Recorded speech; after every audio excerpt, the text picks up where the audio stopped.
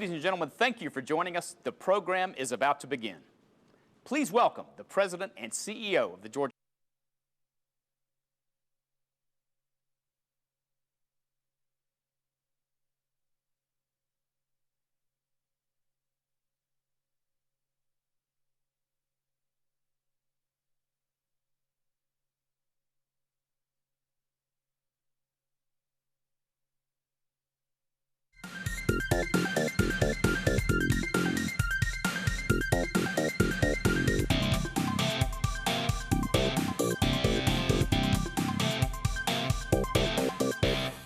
Ladies and gentlemen, thank you for joining us. The program is about to begin.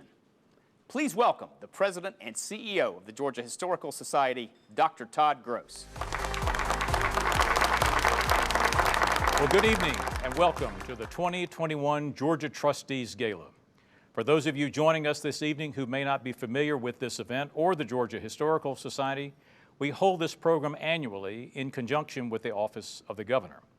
In 2008, in partnership with the Governor's Office, the Georgia Historical Society reestablished the Georgia Trustees as a way to recognize contemporary Georgians whose commitment to service and accomplishments reflect the highest ideals of the original trustees. Tonight, I will be joined by the 83rd Governor of the state of Georgia, the Honorable Brian Kemp. Governor Kemp and I will induct the 2021 Georgia Trustees, Juanita Barranco and David Abney, who will then engage in a lively conversation about business, leadership, and life philosophies. For reasons that are all too familiar to those of you watching this evening, this is the first time that we have held this event without a live audience. Although our friends and guests cannot be with us in person, we know that you are with us in spirit, and we hope that you enjoy this special broadcast of the 2021 Georgia Trustees Gala. We're gathered here safely in Atlanta and in the midst of a global pandemic to celebrate the founding of Georgia, which happened 288 years ago when General James Edward Oglethorpe landed in Savannah and established Great Britain's last colony in North America. Tonight, we honor two outstanding Georgians, Juanita Barranco and David Abney. Through their service, leadership, and accomplishments, they represent the best of the American spirit. The Georgia Historical Society is the premier independent statewide institution responsible for collecting, examining, and teaching Georgia history. This gala is the culmination of the Georgia Historical Society's Georgia History Festival, our signature K-12 education program that teaches history to over 250,000 students statewide. The focus of study for this year's Georgia History Festival has been Tear Down This Wall, Georgia in Cold War America. During the past year, students of all ages have explored the impact of the Cold War across 75 years through a multitude of educational programs, including virtual conversations, classroom resources, and training opportunities for teachers. This important educational programming was made possible through the generous support of many sponsors and supporters from all across the state, all of whom are listed in the program and online. Every year, the Trustees Gala is branded with a different theme that is inspired by the focus of study. While traditionally this theme is reflected in the decor of a ballroom, this year our 1980s theme is being presented via the graphics you see on your screen. The co-chairs for the 2021 Georgia History Festival are Frank Blake, Bob Jepson, and John Sherholtz. And I want to thank them and the entire Georgia History Festival Committee for their hard work and leadership, especially during this extraordinary time. Next, I want to recognize the Georgia Historical Society's Board of Curators, led by Chairman Tommy Holder. Thank you for all that you do to further the Society's vital mission. I also want to recognize our lead corporate sponsors, Georgia Power, Delta Airlines and UPS, the Home Depot Foundation and Gulfstream, Brasler USA, Camden Real Estate, Chick-fil-A, the Coca-Cola Company, Kreitz Auto Group, Jepson Associates, Macy's, and Synovus. We also want to thank our signature media sponsor, the Savannah Morning News, as well as our statewide partners, Georgia Trend, Public Broadcasting Atlanta, WTOC CBS Savannah, WJBF ABC Augusta, and WRBL CBS Columbus. These companies are outstanding corporate citizens. We are grateful for their support as well as the support of the entire Georgia History Festival Host Committee. You will see a complete list of host committee members on your screen. I especially want to acknowledge David and Sherry Abney, Greg and Juanita Barranco, Frank and Liz Blake, Arthur Blank, Pete and Ada Lee Carell, Reed and Meredith Delaney, Bob Faircloth, Bob and Alice Jepson, John and Fran Morgan. The Georgia History Festival has many other generous sponsors and supporters. You will see their names on the screen, listed in this evening's program, and on our website at georgiahistoryfestival.org. We are grateful for their invaluable support. And finally, let me thank each of you in the audience tonight. We are deeply appreciative of the time you've taken to join us this evening. Without you and your support, the Georgia Historical Society could not fulfill its educational mission to prepare the citizens of this state to successfully meet the future. As you will see, we believe in the value of history.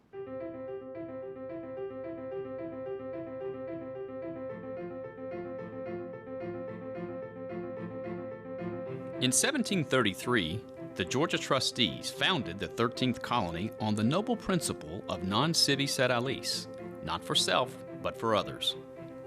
Founded with this same motto in 1839, the Georgia Historical Society, GHS, has grown into a nationally recognized research and educational institution. We believe in the value of history. Dedicated to collecting, preserving, and sharing Georgia history, the Research Center houses the oldest and one of the most outstanding collections related to Georgia and its role in American history. We believe that public knowledge of our past is fundamental to our future. Each year, the Georgia Historical Society selects iconic companies in our state to honor through the Georgia Business History Initiative. By showcasing these companies, GHS seeks to teach Georgia students, citizens, and tourists alike about the pivotal role of Georgia's leading businesses in the economic, cultural, and social development of Georgia and the United States. We believe in educating future generations. The Georgia Historical Society fulfills its commitment to teaching and research by providing educational resources that explore our state's and nation's past. Making the past relevant to the present is at the core of our mission and helps to create a better future. Each year, through the Georgia History Festival, a variety of public programs, exhibits, in-school events, and curriculum bring history to life for students of all ages and encourage Georgians to engage in the richness and diversity of our shared past. We believe our shared history is what binds us together as Americans. In conjunction with the Governor's Office, the Georgia Historical Society reestablished the Georgia Trustees as a way of recognizing Georgians whose history-making accomplishments and community service reflect the highest ideals of the founding body of trustees. The Governor annually appoints the new trustees, who are the embodiment of the noble principle upon which Georgia and the Georgia Historical Society were founded, non sibi sed aliis. We believe in not for self, but for others. As the premier independent statewide institution responsible for collecting, examining, and teaching Georgia history, we believe that creating a better understanding of our past helps us to create a better future. We believe in the value of history.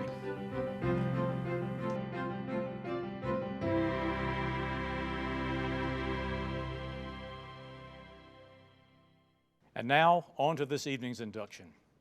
As you just saw, the Georgia Trustees is a distinction older than Georgia itself. The Georgia Trustees created Georgia, and they adopted as their motto the Latin phrase, non sibi sed aliis, not for self, but for others. Tonight, we recognize two contemporary Georgians who embody this most noble sentiment. Being named a Georgia trustee is the highest honor that Georgia can confer. As a part of their induction, the trustees have added their names to the list of original trustees, and they have received their trustee certificates. Ladies and gentlemen, to induct the 2021 Georgia trustees and present the trustees' medals, it is my distinct honor to introduce the 83rd governor of the great state of Georgia, the Honorable Brian Kemp.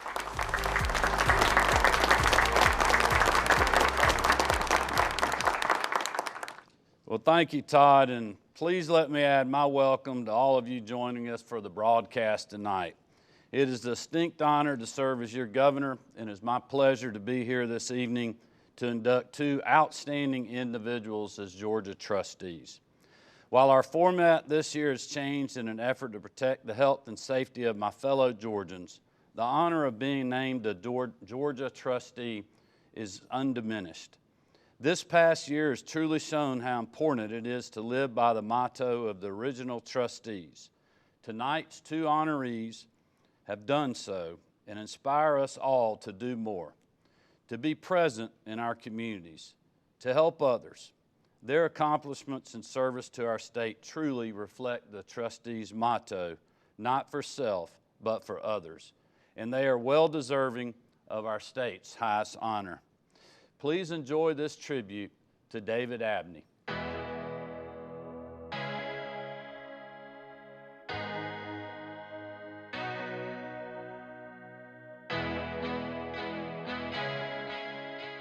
David Abney is a great leader. He's a great servant leader. He's someone that cares. He cares about his people, cares about his business, cares about his community, has a very unassuming style about him that draws people to him. I would describe David in 3 words: competitive, compassionate, and charming. Everyone I meet who knows David says he's a wonderful guy, and they are right. He is. Well, he started at UPS. He was going to college at Delta State. His grades were really good before he met me. He was straight A student, but then I think that last semester, I think he got his first B. But anyway, he really loved what he was doing. And so little by little, he just kept rising within the company. And then all of a sudden one day, he was the COO and then became the CEO. My first impression of David was, how in the world can this guy that is so humble, so unassuming, run this incredibly powerful global company? A lifelong UPSer, David is brown-blooded. David also puts the interests of UPS ahead of his. A true servant leader. He's as smart as they come. He's sharp. He understands where he's going. He's got a perspective that I always appreciate. He may not be a man of a lot of words, but the words he uses are very carefully chosen and always very, very insightful. David's leadership style is very quiet. He's always trying to make sure that everyone is elevated, that everyone feels worthy and that they contribute to the company. So it's a very positive way, but it's a very subtle way. David has influenced me as a CEO. He's taught me the importance of the responsibility that I carry, not just in this city of Atlanta, but in the world. And he's someone I look up to. He loves to win, be it winning accounts or beating his personal best running time. He loves to win. David is competitive. It's just so ingrained in him. It doesn't matter what it is. He's going to be the best at it. One thing that we share in common is that we're both Peloton junkies. And I understand David is a ferocious competitor on his Peloton, and I won't share his handle, but he likes to go up against a lot of young people and whip them on the Peloton race board. Fortunately, I'm not as competitive as David, so I'm happy just to get my workout in. But that's David. David likes to win, but David also likes to win in the right way. He's someone that I'm proud to call a friend.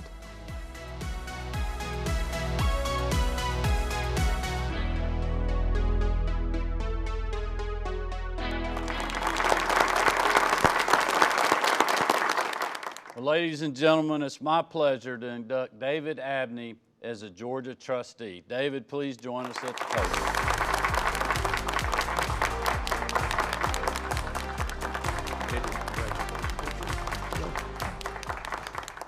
Well, good evening, and really thrilled to be honored as a 2021 Georgia trustee.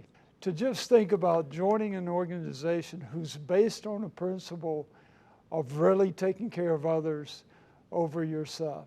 That is just a key to success, and I'm just honored from that regard. But also, when you look at the previous winners, the trustees, that over the last 13 years or so, the contemporary trustees And then you look at the historical figures from the 18th century, it's just a quite impressive group. So thrilled to be a part of that group. First, I want to thank the governor for having faith in me that I'm worthy of this honor. You always see yourself maybe a little different than other people see you, but I'm really thrilled to be a part of this. I want to thank Todd and Tommy and the Board of Curators for having confidence in me. Spending 46 years with UPS, I have to thank all those UPSers, past and present, that have really helped shape me throughout that time. And then, of course, I have to thank my wife of 46 years, Sherry. Sherry and I formed this partnership, and that partnership has expanded from 2 people to 13. And throughout all those years, she has maintained controlling interest of that partnership. I don't know how she was able to do that, but she certainly has. But again, very thrilled to be a trustee, a Georgia trustee, and thank you very much. Congratulations again. We'll take that with you. Well, congratulations again, David, and thank you for those remarks. Now, ladies and gentlemen, please enjoy this video presentation on Juanita Branco.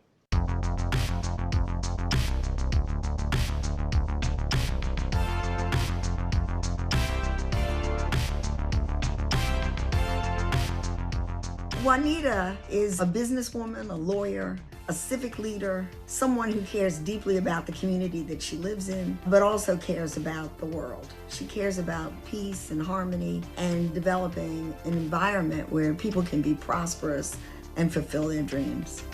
She is able to communicate regardless of language, regardless of status, on a human level with everybody she comes in contact with. She's smart as all get out. She is hardworking. She thinks of others rather than herself, which is a huge reason that she has been able to do all that she's done. Juanita's success is attributed to her family and her faith, her willingness to take risks, and a willingness to learn as she goes. She was never afraid. She can bring the team together and improve the situation beyond anybody's expectations. Too often, because she is a woman and because she's African American, she's underestimated. But anyone that underestimates her does so at their loss, because she can bring the house. She's just a darn good person, and she's done well. She has succeeded incredibly. She is a trustee of the people, answerable to them at all times. That's what she is. Juanita's legacy is her service to others. She could have just been a successful businesswoman, a great mother, a wonderful wife and friend, but her legacy is service. She cares about the future of America and the world, and she puts her flag down. She is a force of nature and one of the greatest blessings of my life, the greatest blessing of my life.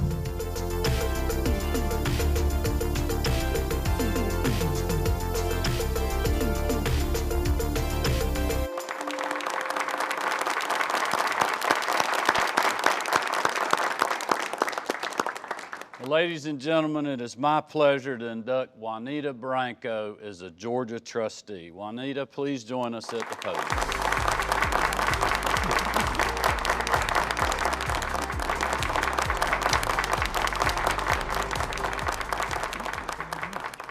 First, let me express my sincere appreciation to our governor, the Honorable Brian Kemp.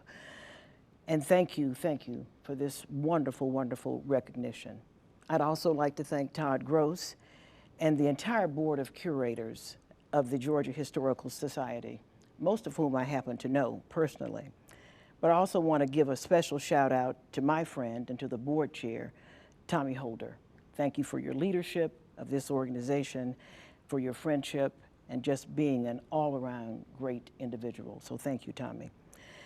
This is a very special award, and the significance of this award has not escaped me. But when I stop and think about the mission of the Historical Society and its commitment to not only preserving the history of this great state, but to its, frankly, dogged determination to make sure that our history is accessible, to make sure that the history of the state is accurate, and that it is comprehensive in every aspect of that history, comprehensive in its entirety. When I think about that mission and that commitment, I am even more proud of my now forever affiliation with the Georgia Historical Society. And so it is with a great sense of gratitude and with much appreciation that I humbly accept this award and this very special recognition. You know, I have always endeavored to be a trusted steward everywhere I have served, whether it was on the Board of Regents, whether it was at Clark Atlanta University, the Southern Company, Georgia Power, my own company. I have understood that it is a huge obligation when you carry the word trustee. And so I've tried to do my very best to make sure that in everything I do, that I remember how that obligation and what it means. To guard the assets of that entity, whether it is the property assets, whether it's the financial assets, and I think perhaps most importantly, the human capital, the human assets of an entity. And so I have been privileged to serve an awful lot of our organizations, and I have never, ever taken that obligation to be a good steward for granted. And so, ladies and gentlemen, I thank you for this award. Again, looking at the prior recipients of this award, it reminds me of the importance of stewardship and the importance of trusteeship. And you can be assured that for me, Juanita Barranco, that will never change. So I give you my heartfelt thanks for this award. I am privileged to receive it, and it will always be with me as one of the highest awards that I have ever received. So thank you very much.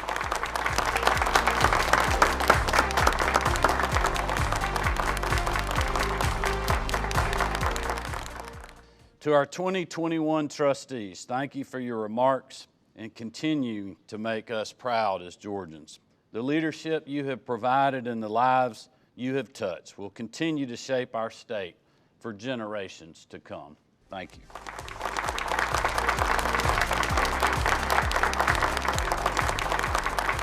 Thank you, Governor Kemp, for being with us this evening to carry on this noble tradition, particularly during this extraordinary time. And now to personally introduce the 2021 Georgia Trustees for the moderated discussion, it is my pleasure to welcome to the podium the Chairman of the Board of the Georgia Historical Society and the CEO of Holder Construction, Mr. Tommy Holder.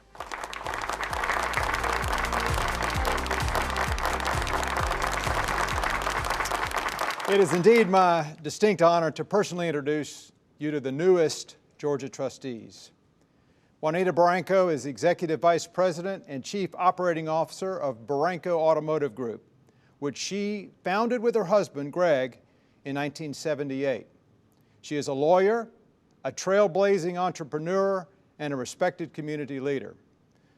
Born in Washington, D.C. and raised in Shreveport, Louisiana, Juanita earned a law degree from LSU and had a successful career in law, including serving as an Assistant Attorney General for the state of Georgia.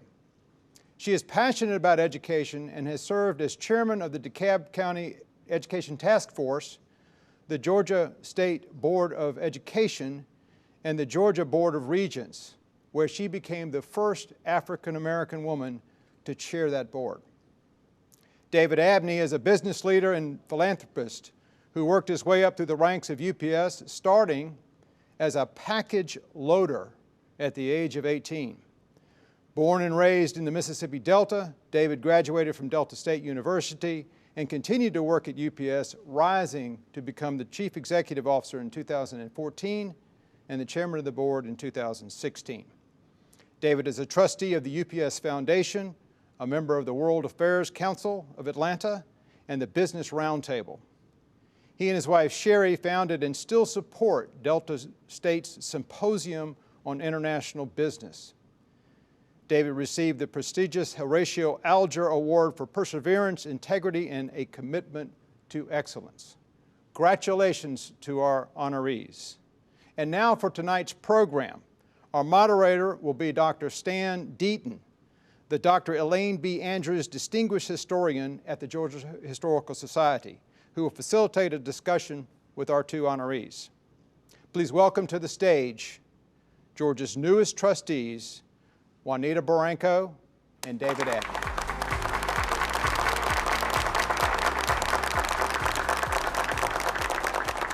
Juanita, David, congratulations again on your induction as Georgia trustees. Let's get right into the program. Okay, this first question is for both of you. Who inspired you when you were growing up, and why? Well, I think for most people, the first people that inspire us are our parents, and I'm no exception. I think that I was very, very fortunate to have phenomenal parents. My mother was a teacher, my father was a lawyer, and they were dedicated to us getting an education. My mother was really the one who was pretty much laid down the law and made sure that we got our homework. I had a few issues with math, so she was a math person, so she made sure that I got that. My father always made sure that we thought about things. We would say, well, how do you make this, or how does this come about? And he'd say, well, how do you think? He really believed in the Socratic method, so we had to figure these things out ourselves. Another person that was tremendously influenced, and I don't want to go on too long, but I think most people remember the name of their first grade teacher or their kindergarten teacher. And mine was Mrs. Hurd. And she was so supportive and encouraging. One of the exercises that we had to do was to read. And we had to read until you missed a word. Well, I was an excellent reader, so my classmates always hated for me to go first. Well, one time I went first and I ran into a word that I didn't understand. I couldn't pronounce, and it was phenomenal. I'm in kindergarten, 4 years old at this time. And tears swelled up in my eyes, and I was supposed to sit down. That was the rule. But Mrs. Hurd understood very clearly that this is somebody that needs a little encouragement. So she said, Juanita, take your time and do your phonetics. And we did. I was crying, and I would PH, what is that, F, and on. And so I finally got that word phenomenal. Well, it wasn't until I was much older that I realized the impact that I'd had on my life. For somebody to encourage you and say, you can do it. And so I will always appreciate Mrs. Hurd for the rest of my life. As for me, first would be my father from a business standpoint. When I was a young kid, seeing how he worked and how he took his job seriously, and all the guidance and direction that he gave me over the years. So he would certainly be one. My statistics professor at Delta State, believe it or not, was very inspiring to me. He was one that recognized that I had some ability and really pressed me to get the best that he could get out of me. And really to a level that I was a little uncomfortable, you know. I thought his demands were a little too high. And come to find out, he was exactly what I needed.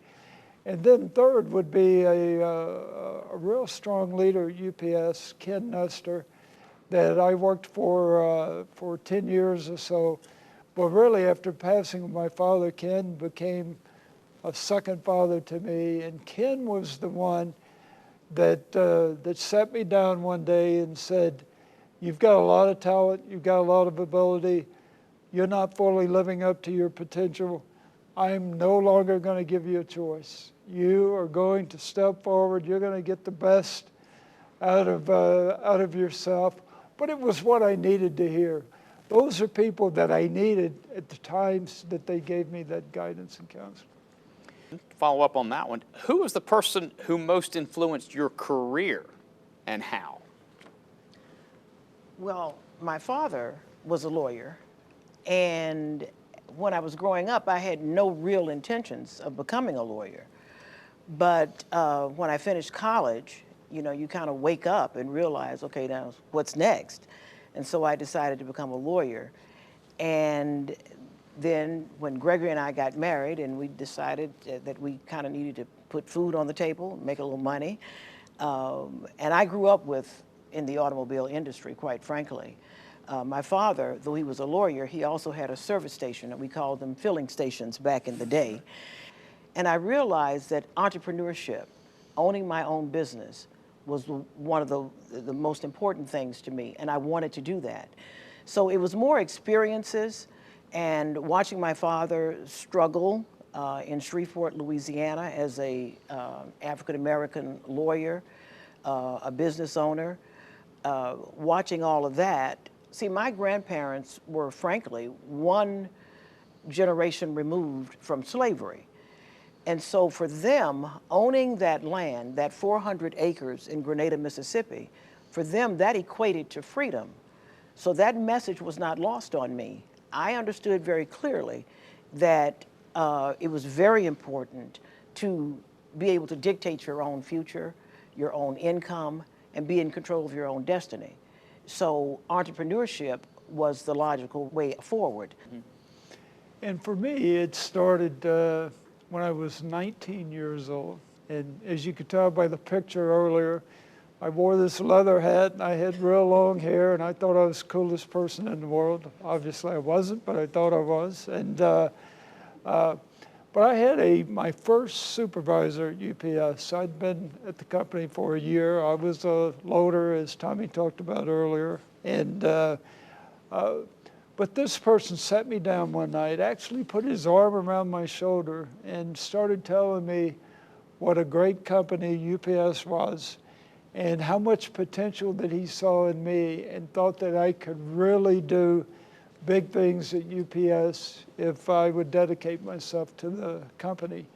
At 19, I'd never had anyone but my parents talk to me that nicely before, right? And they had to, right?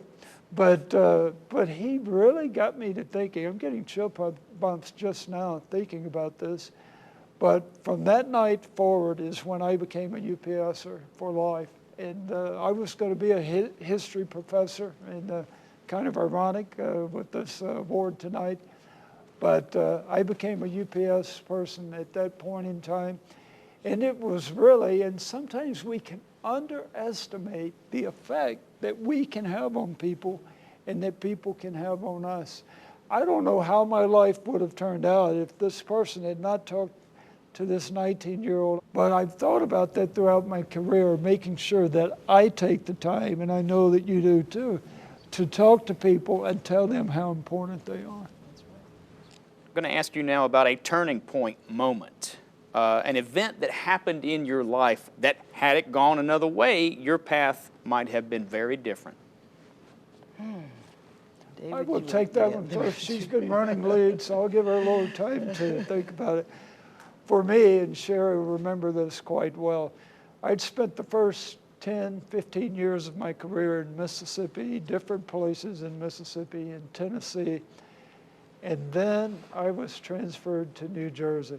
And in fact, I remember my boss asking me if I would like to go to New Jersey. I think my response was something along the lines, do I have a choice? And he politely explained that I really didn't. I said, I'd love to be there. And so we went, and it was during a very tough economic time. Interest rates were 15% or so, and well, what was really different is this was one of the largest facilities and one of the toughest running facilities that UPS had at the time. They wanted to see if I could adapt and get out of my comfort zone from kind of the laid-back Mississippi, Tennessee environment to where New Jersey was nothing laid back or relaxing about it. It was as if I got my first international assignment. And that's not talking about the people of New Jersey, that's talking about my background being pulled out and placed there. And I really believe if that had not happened, that I would have never had the career path that I did. Now, for 4 years, I thought it was killing me, but in those 4 years, what didn't kill me did strengthen me and strengthen us as a family, and I think that was a real key point. And I guess I would say that I've had so many key turning points. If I had to categorize it, it would probably be recessions. The last time I counted, I think we've been through about 5 recessions. But when we opened in 1978, I think the first one was an energy crisis. And we didn't know what we were doing. We didn't know what was going to happen. And we were literally scared to death, and so didn't know if we were going to be able to make payroll. How many times does that happen? A lot, not with you. I don't know why I'm looking at you, David. But it happened a lot. And so you're struggling entrepreneurs. And as I like to say sometimes, you spend a lot of time on your knees during times like that, Stan. And so, just getting through one crisis after another is always a turning point. I guess I'd ask myself, do you get accustomed to it? Do you get used to it? To some extent, I think you get better at it. And you always think, well, okay, things are fine, nothing can happen. And then, of course, COVID hits or the bridge collapses. Governor, thank you very much for helping us with that. There's always something that goes on, and that there's always going to be an emergency. And so I think you get accustomed to getting prepared for, okay, what's the next thing that's going to happen? So there have been a lot of them, but every single one is so challenging that there is a chance that you might not get through it. So you are always aware of that there's an opportunity there for you to do better at the end of the thing, but there's always a chance that it might be the last one. A question now about where you both came from and its influence on you. You both grew up in the Deep South, David, the Mississippi Delta, Juanita in Louisiana, when the South was still segregated. Can you talk about what influence that had on your life then and going forward?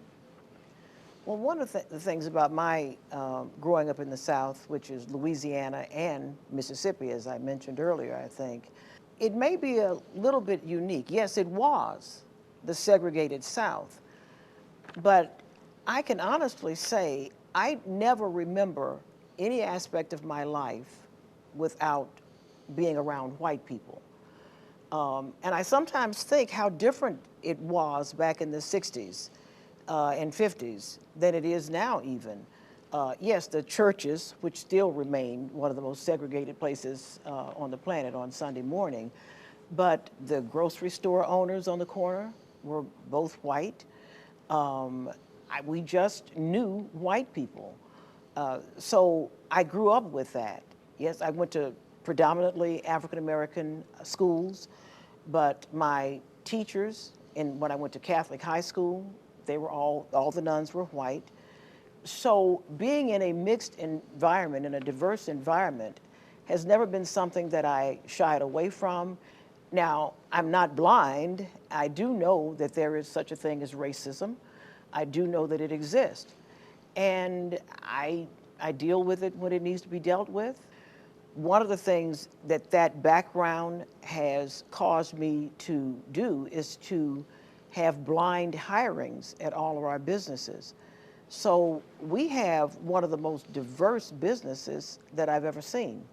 One example of that is during the last Olympics, my guys in the room in the employee lounge, they put a flag that represented everyone every country that we had that was represented in the Olympics that was also an employee.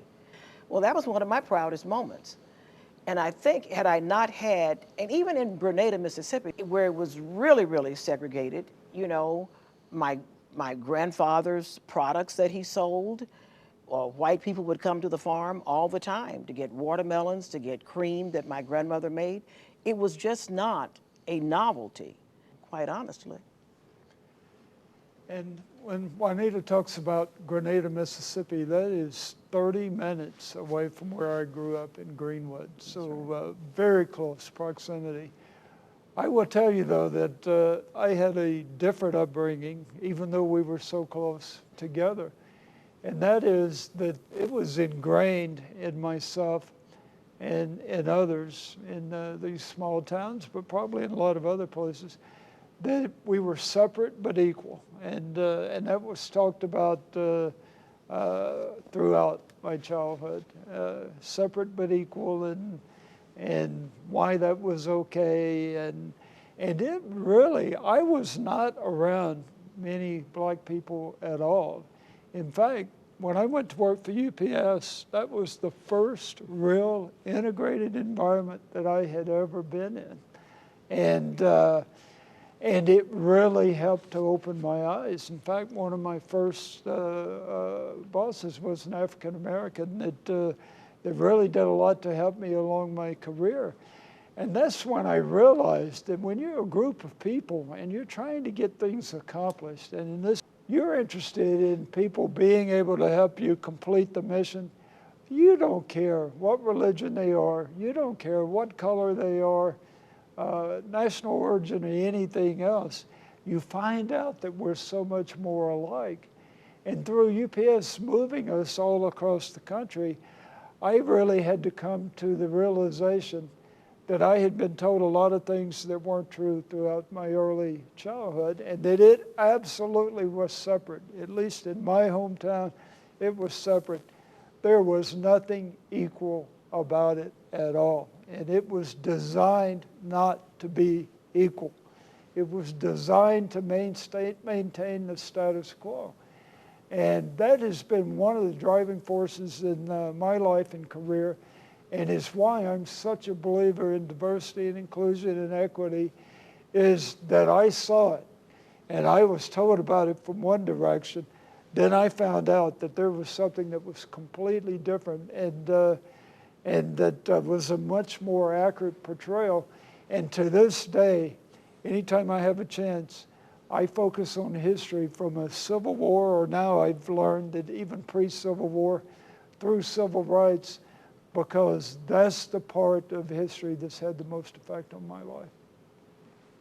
Juanita, a question for you. You and your husband were the first African Americans to own a major automobile dealership in Atlanta. Of course, you had a career before that. What challenges did you personally face as a black woman in the barriers that you have broken? Well, certainly as a woman, because it's no secret that the automobile business is pretty much a male-dominated field. And it was challenging. Once again, I go back to Arthur Bolton, who was my first boss at the State's Attorney General's office. And he sat me down when he hired me, and he said, well, the first thing he said was, you need to know that your secretary is probably going to make more money than you are. Good secretaries are hard to find, lawyers are a dime a dozen. So he set the tone that way. So in the legal field, it wasn't as prevalent. But in the automotive industry, it was really, really, particularly dealing with guys in the service department, I'd go down and say, this is what we're going to do, this is how we're going to change it, we're not going to do it this way. And oftentimes they would just ignore it, you know. And so I got sort of a reputation of being a little tough and a little rough, because I finally understood that I was either going to stand up for myself or I was going to get run over. And so the Juanita that I became during that era, I'm not all that proud of, because, you know, especially when you're talking to men, I have to be honest about this, they're half listening, number one, and they're half listening, and then number two, I think somehow they're kind of trained to tune you out. And so I just learned to speak very clearly, very concisely, and to make sure that there were consequences to not doing. Now, I'm always open to discussion. I've always been that way, and I always will be. But just outright defiance cannot be tolerated. And so when I got up the nerves and the good judgment to make sure that there were the appropriate consequences for those kinds of actions, it made a difference. It absolutely made a difference. So a lot of that responsibility, I think I learned, was on me. I mean, the world is what it is, and it's constantly changing, and thank God it's changing for women particularly. As an African-American woman, not so much. I did not have, it was primarily as a woman that I was getting that level of disrespect. A question for both of you. In your opinion, what are the most important elements of leadership? First of all, you do have to be able to make tough decisions. I think that's important. But the way I look at it, the role of a leader, in my judgment, is to create an environment where other people can be successful. And I, frankly, will judge my managers and leaders in my company by how well they train someone else to be as good as, if not better than. You know, everybody in a work environment, everybody wants to take credit for the David Avenues of the world. You know, they want to take credit for that A+ student. Well, the reality is he was going to be successful anyway. You know, but my question is, what did you do for, I'm not going to ask you to work with a D student, but I am asking you to work with a C+ or a B student. What did you do with those students, that individual employee? I think that leaders can survive and thrive in different environments, but some things are just very basic. One that I believe is in humble leadership. Humble leadership is giving our people the credit every time things go right. You make sure that your people know that they were responsible for that. Success breeds success, so it's very important you do that. Another part of leadership that's harder to do, but is equally important, is when things go wrong, they occasionally do, right, is the leader takes responsibility for that. You do not look for scapegoats. You do not look for people to blame. You accept the responsibility for that. When you do that, you gain the respect of your people tremendously. And so that's when a leader really has to step forward, is when things go wrong. And then the last thing you said that I wanted to get up and shout amen, so Southern upbringing, right? Yeah. Is making sure that at the end of the day, it's all about building people up. If you continue to build people up, and this certainly happened to me, and you can get people into believing in their self-worth, believing they can do more, and as soon as you get them to believe it, then it happens. And anybody can tear people down. Anybody can tell people how bad they're doing something. It takes a true leader to take what you referred to as maybe a C player and having that C player acting as a B+, and having that B player that becomes an A player, and no one even knew that they had that potential. And so we are just 100% together on leadership. Yes, we are. And the other thing I find is that people really want that kind of leadership. Someone who cares about them, someone who makes the tough decisions. That's an important part of that leadership. So that garners confidence in the leadership when they know you're going to, you know, check the bad stuff and encourage the good stuff. And I think that's just an important component of leadership. I think that all goes together. When you survey the American landscape and you look in your crystal ball, what do you think America will look like in the year 2050? Are you hopeful? Are you optimistic? Are you pessimistic about the future? All right, I'll start that. I would say cautiously optimistic. I do believe there's a lot of potential for this country and for the world. I believe that technology is going to allow us to be a much more just world, a much fairer world, and I believe there's a lot of potential. I believe in this youngest generation of Americans they have more information at their fingertips than we had by walking in an entire library, right? I mean, it's just that much difference.